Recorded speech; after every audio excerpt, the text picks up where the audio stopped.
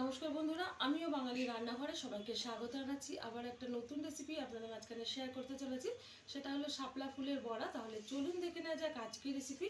এখানে আমি শাপলা ফুলের এই যে পাপড়িগুলো ভালো করে বেছে ধুয়ে পরিষ্কার করে নিয়েছি। আর এটা দিয়ে কিন্তু আজকে বড়া বানাবো। আর এটার মধ্যে কী কী উপকরণ আমি মেশাবো সেটা আপনাদের মাঝখানে শেয়ার করব।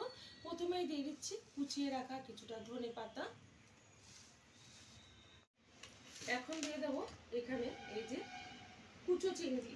আর আজকে কিন্তু একটু নতুন স্বাদে বানাচ্ছি বড়াটা। কুচো চিংড়ি দিয়ে দিলাম, পরিমাণ বুঝে কিন্তু ব্যবহার করবে।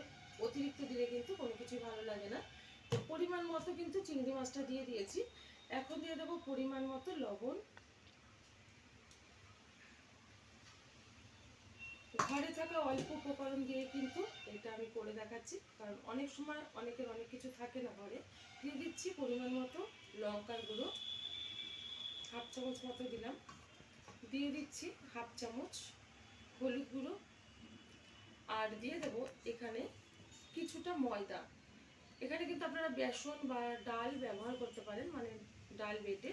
তো আজকে আমি ময়দা দিয়ে করে দেখাচ্ছি, যেহেতু বলেছি ঘরে থাকা অল্প উপকরণ দিয়ে কিন্তু আমি করে দেখাবো। কারণ অনেক সময় অনেক কিছু থাকে না, তখন ময়দাটা কিন্তু ম্যাক্সিমাম সময় লোকের ঘরে থাকে। তো সেই জন্য ময়দা দিয়ে আজকে করে দেখাচ্ছি। আর এটা কিন্তু খুব ভালোভাবে মেখে নেব। ভালোভাবে কিন্তু আমি এই যে মেখে নিয়েছি সবগুলো উপকরণ একসাথে। এখন আমি বড়াগুলো ভেজে নেব। শাপলা ফুলের বড়াগুলো ভাজার জন্য ওভেনে কড়াই বসিয়ে তাতে দিয়ে দিয়েছি কিছুটা সাদা তেল। তেলটা কিন্তু গরম হয়ে গেছে। এখন আস্তে আস্তে করে কিন্তু বড়াগুলো ছেড়ে ভেজে নেব। আজকে কিন্তু বড়ার কোনো সেপ দেবো না, যেহেতু পাপড়ি দিয়ে করেছি। তো সেপ না দিলে কিন্তু এরকমভাবে ছেড়ে দিলে সৌন্দর্যটা বেশি হবে। আমার এই রেসিপি যদি আপনাদের ভালো লেগে থাকে, আপনারা অবশ্যই আমার চ্যানেলটিকে সাবস্ক্রাইব করবেন, লাইক করবেন, শেয়ার করবেন। আর এরকমভাবে একবার শাপলা ফুলের বড়া খেয়ে দেবেন, আশা করি গরম গরম ভাতের সাথে খুব ভালো লাগবে। সবগুলো বড়াই কিন্তু আমি কড়াইয়ের মধ্যে ছেড়ে দিয়েছি। এখন আস্তে আস্তে করে কিন্তু উল্টে নেব। আপনারা হয়তো ভাবতে পারেন যে ময়দা দিয়ে করেছি ভালো লাগবে না, আপনারা অবশ্যই আবার ট্রাই করবেন, আশা করি ভীষণ ভালো লাগবে। অনেক সময় অনেক কিছু জানা না থাকলে এরকমভাবে জেনে নিলে, ট্রাই করলে আশা করি সেটা ভালো হয় বা ভালোও লাগে। তো ট্রাই করবেন, ভাঙার কোনো ভয় নেই।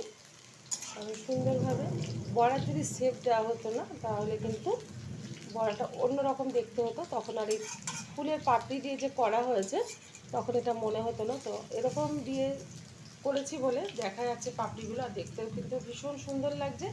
উল্টে পাল্টে ভালোভাবে ভেজে নেব একটু বড়াগুলো।